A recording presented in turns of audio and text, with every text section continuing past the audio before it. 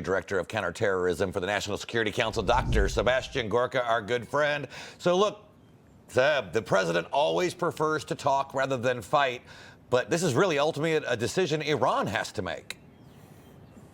Absolutely. Good morning, Mark. Look, the Iranian regime is a fascistic, theocratic regime. Since the revolution in 1979, it has become persistently the greatest state sponsor of terrorism. Whichever threat group you're looking around the region, even Sunni threat groups receive sponsorship from this incredibly wicked and evil regime. And the president has been clear. My boss, Mike Waltz, the first ever Green Beret to be National Security Advisor, has been explicit. This nation cannot be allowed to acquire nuclear weapons. And that's why these talks are so very, very important, Mark. This morning, I want to turn to another story. So on Friday, Russian-American ballerina Ksenia Karelina arrived back home to the United States as part of a high-stakes prisoner swap, and she was convicted of treason in Russia for donating $50 to a charity that allegedly supported Ukraine. We all know it's ridiculous. She was sentenced to 12 years in prison.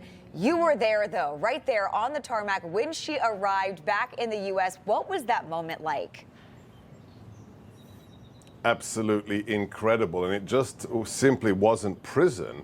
It was a labor penal colony that she received 12 years sentence. And counterterrorism is my portfolio, but under that, I also have hostage rescue and also illegal detainees like Ksenia. And this was the first time I got to meet one of our U.S. citizens touching down on U.S. soil, and it was incredible. Thanks to the amazing work of Adam Bowler, the president's special envoy for hostages. We have, can I just give you the numbers? This is so Trumpian. We are just starting the, 11th, 12th week of the administration. We have rescued more than 45 hostages and illegally detained U.S. citizens. That is more than half of the 4-year total for the Biden administration. Wow. So that's what moving at the speed of Trump is, and that's America first. Yeah, Seb, you know, we saw you speaking with her on the tarmac, and she had a very special message for President Trump. Take a listen. Mr.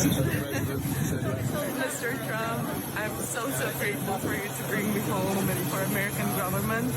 And I never felt more blessed to be American, and I'm so happy to get home. Thank you. Welcome home. Thank you so much. I mean, so grateful. Such a powerful moment. I mean, Seb, you and I both know the hours are long. It's difficult. The pay's not good. That's got to bring a tear to your eye to say, this is why I do this job and go in every day. Utterly, completely. Look, you're very tired at the end of the day working in the White House. You know that, Mark. But as I say to all of my colleagues, it's a good tired, right? We're not down in the salt mines. We're not on the face of the coal mine. We are doing things to make America great again, whether it's my colleagues on the National Economics Council, whether it's the NEC, whether it's any of the departments. What we are doing is bringing back the Republic to where it should be. So it may be long days, Mark, but at the end of the day, you feel very good about what the president and his whole team is doing for all Americans, whether or not you voted for him. That's the big deal. Yeah, absolutely. This is a bipartisan issue, right? You're seeing the smiles on her faces and obviously the faces of all of those there. And since taking office, you know, not even 100 days ago, he's made it his mission, as you said, to free those wrongfully imprisoned in other countries. 45 is the grand total right now, as you said. People who were left behind by Joe Biden. This president, though, has been very active on the world stage regarding diplomacy. What do you make of what we're seeing? Again, not even 100 days in.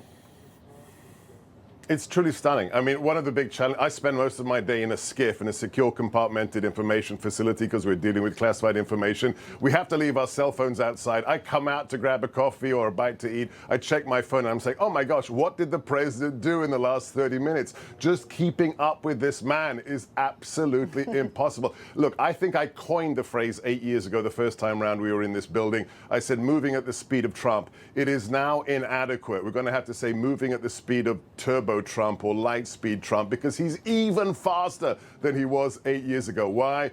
Because we have a lot to do after the last 4 years of feckless destruction of the greatest nation on God's green earth, and we are busy every day.